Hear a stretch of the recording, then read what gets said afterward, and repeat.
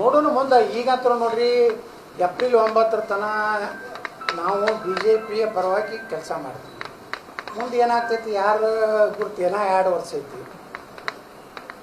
ಮುಂದೆ ಏನೇನು ಬದಲಾವಣೆ ಆಗ್ತಾವೆ ರಾಜಕಾರಣದಾಗ ರೀ, ದಿವಸ ಬದಲಾವಣೆ ಆಗ್ತಾವೆ.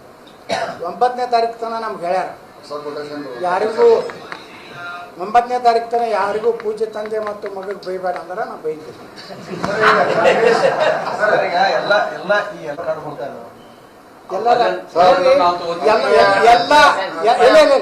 ಎಲ್ಲ ಶಾಸಕರಾಗಲಿ BJP ಕಾರ್ಯಕರ್ತರಾಗಲಿ ಎಲ್ಲರದು ನನ್ನ BJP ತಗೋಬೇಕು ಅನ್ನೋ ಮನಸ್ಸೇ ಐತಿ. ಎಲ್ಲರೂ ಪ್ರೀತಿ ಮಾಡ್ತಾರೆ. ನಾನು ಯಾರು ನೀವು ತಿಳ್ಕೊಂಡಿರ್ಬೇಕು, ಯತ್ನಾಳ್ ಒಬ್ಬಂಟಿಗೆ ಇಲ್ಲ, ಇಡೀ BJP ಪರಿವಾರನೇ ನಾನು ಕೂಡ ಐತಿ, ಹಿಂದೂ ಪರಿವಾರ ಐತಿ. ಇದ್ರ ಅರ್ಥ ನೀವು ತಿಳ್ಕೊಂಡು ಬಿಡಬೇಕು. 28ಕ್ಕೆ ಏನಾಗ್ತದೆ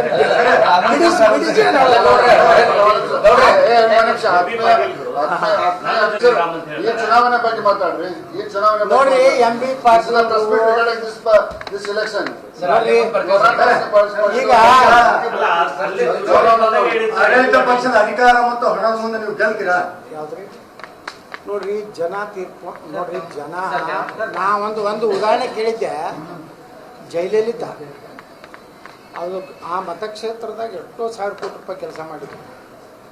ಜನ ಸೋಲ್ಸಿಬಿಟ್ರು. ಸಿದ್ದರಾಮಯ್ಯನವ್ರು ಸೋಲ್ಸಲ್ಲೇನ್ರಿ? ಬದಾಮಿಗೆ ಬಂದು ನಿಂದ್ರ ಪರಿಸ್ಥಿತಿ ಯಾಕೆ ಗೊತ್ತು?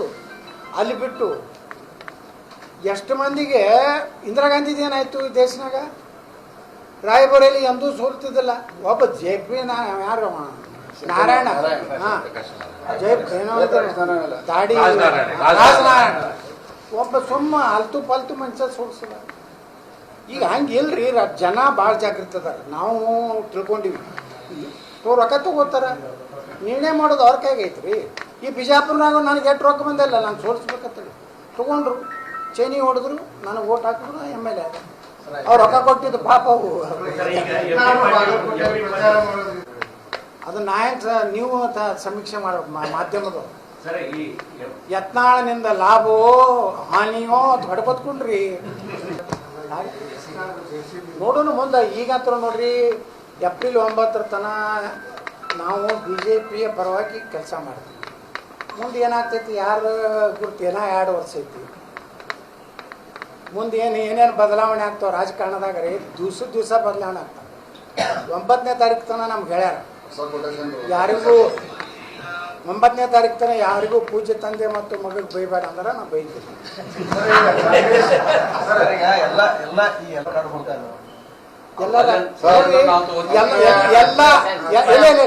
ಎಲ್ಲ ಶಾಸಕರಾಗಲಿ BJP ಕಾರ್ಯಕರ್ತರಾಗಲಿ ಎಲ್ಲರದು ನನ್ನ BJP ತಗೋಬೇಕು ಅನ್ನೋ ಮನಸ್ಸೇ ಐತಿ. ಎಲ್ಲರೂ ಪ್ರೀತಿ ಮಾಡ್ತಾರೆ.